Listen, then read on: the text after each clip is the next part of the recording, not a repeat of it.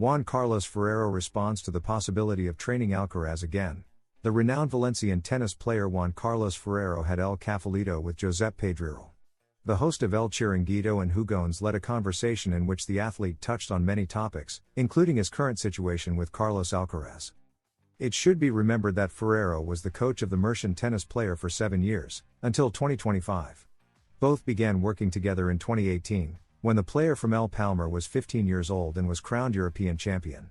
Their sporting relationship ended with 24 titles to the Mercian's name, including 6 Grand Slams and the world number 1 ranking. Beyond Alcaraz's trophies, there are also Juan Carlos's. The Valencian has been one of the most successful Spanish tennis players in history. He was number 1 in the ATP ranking, has 3 Davis Cups and 1 Roland Garros in 2003. Until now, the Valencian had not spoken about his current relationship with Carlos. However, after being asked by Josep, he left several remarks that shed a lot of light on his current situation with his former pupil. In one of the clips that the podcast El Cafelito posted on its social media, Josep asks Ferrero why he stopped following Carlos Alcaraz on Instagram, and his answer gives a lot to think about. "I don't follow him because I need a bit of time to separate. Although if I open Instagram he appears everywhere anyway. So in the end I haven't achieved what I wanted," the tennis player explains while laughing with Pedrerol. However, he wants to make it clear that his decision holds no resentment. "I follow tennis accounts and tournaments and he appears anyway, but I didn't do it out of spite. Not at all," the Valencian states firmly. In another of the short clips published on the program's account, Juan Carlos answers one of the most relevant questions asked during the interview. "If Alcaraz asked you to come back, would you return?" Faced with this question, the tennis player remains silent and reflects. "They say second parts are never good, but in some movies they are. I think deep down in my heart I wouldn't be able to say no," Ferrero reveals with a nostalgic look. Samu Lopez sees it as ambitious but possible for Alcaraz to win all 4 Grand Slams this year. The Mercian's coach reviews his first months as his main coach in an interview with the local outlet Aquí en Vienna. "Dreaming is legitimate, always with your feet on the ground. Carlos has already shown that he can win several Grand Slams in a year, so the dream would be to go for all 4. For someone to say this is striking in itself, but if the author of the phrase is Samu Lopez, coach of the Mercian tennis player, it certainly carries much more weight." The replacement for Juan Carlos Ferrero at the head of the team that manages the professional career of the world number 1 has spoken with the local outlet Aquí en Vienna and shared several insights about his pupil. "Dreaming is legitimate, always with your feet on the ground. Carlos has already shown that he can win several Grand Slams in a year, so the dream would be to go for all 4. It's ambitious, but possible. Above all, we want to arrive at the big events in the best possible condition and compete for them. Hopefully we can add more major titles, and if they are the 4, even better," says Alcaraz's coach in a double-page interview in this monthly publication from the Alicante town. "The challenge is enormous, because only one man has achieved it in the Open era and he does not belong to the Big 3. We are talking about the Australian Rod Laver, who completed the Grand Slam in 1969, a year after the start of the professional circuit. Laver had already done it in 1962, following in the footsteps of the American Don Budge, who was the first to achieve it in 1938, just before the outbreak of the Second World War. Among the women, an American was also the first to achieve it, Maureen Connolly in 1953, and an Australian was the first to repeat the feat, Margaret Court in 1970.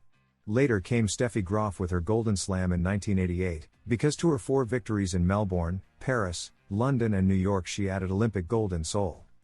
Samu Lopez also analyzes his first weeks with the Australian Open champion. They have been marked by Carlos's total commitment to the preseason.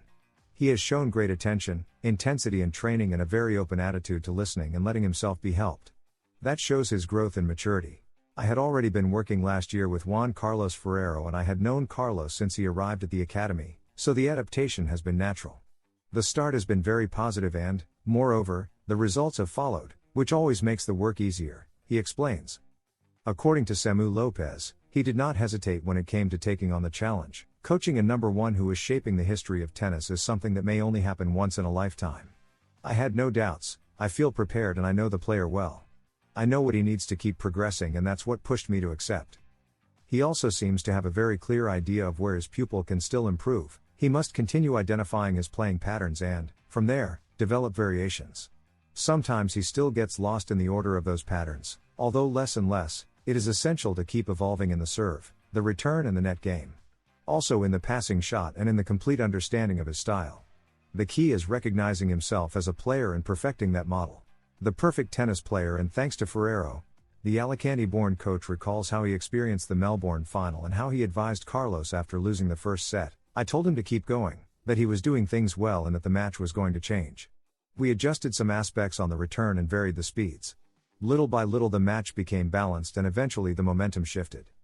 Samu Lopez also gives his opinion when designing the perfect tennis player. The first serve would be Novak's, the second serve Carlos's, the forehand Carlos's, the backhand Yannick Sinner's, and the volley also Carlos's.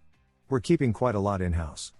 Finally, in the interview with Aki and Vienna, he has words of gratitude for Ferrero. From Juan Carlos as a player and from the time we shared on the team, I've also learned a lot.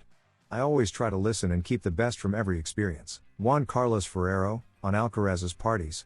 Carlos Alcaraz and Juan Carlos Ferrero went their separate ways a few months ago. Nevertheless, this professional split after 7 years working together is still being talked about, and the former coach of the Merchant tennis player has spoken about it, as well as about those occasions when they did not agree, on El Cafelito with Josep Pedrerol. When Alcaraz's documentary, A Mi Manera, My Way, came out, the world #1 was heavily criticized for his holidays and nights out partying in Ibiza. About this, Ferrero was asked by Pedrerol about the impact that the phrase in the documentary might have had, in which he doubted whether the Spaniard could become the best in history with his work ethic. I have to make it clear that he always gave everything in training. There are very few players who can combine being professional with having a lot of fun off the court. Right now, I could still stand by that phrase, but it's true that he is proving that he can do it, Ferrero explains. Likewise, the former tennis player talks about the disagreements they had regarding rest after an important tournament. When you start living a lot outside the court, very tempting distractions appear, because all those plans are very fun. It really surprised me and the whole team that after winning Roland Garros and making all those sacrifices, he would ask us for a week to do whatever he wanted. However, his concern was not about quality. My concerns were not about his level, because he has so much talent that with 2 days of training he is already at his best, but we were afraid he might get injured. But well, he is managing to distinguish when it's time to work at the highest level and when he can reset. I hope I'm wrong about what I said. You've been hiding. The funny interaction between Djokovic and Alcaraz at Indian Wells. Djokovic and Alcaraz share a friendly moment hours before their debut at Indian Wells. A few hours before their first match at Indian Wells, Novak Djokovic and Carlos Alcaraz ran into each other in the tournament hallways. The scene, captured in a brief interaction, begins with a comment from the Serbian about his Spanish rival's new hairstyle. But Alcaraz's reply is quick to follow: "It's a refreshing haircut. You've been hiding." But the Spaniard doesn't stop there. When he spots the Serbian #1, he laughs and says, "You've been hiding. You've been hiding. Is everything okay?" An interaction that comes just a few weeks after their final at the Australian Open. Tough debuts at Indian Wells. For his entry into the Californian tournament, Carlos Alcaraz will have to defeat the Bulgarian Grigor Dimitrov. Meanwhile, Novak Djokovic will face the Polish player Kamil Mierzyk, a less high-profile opponent but always unpredictable in the early rounds.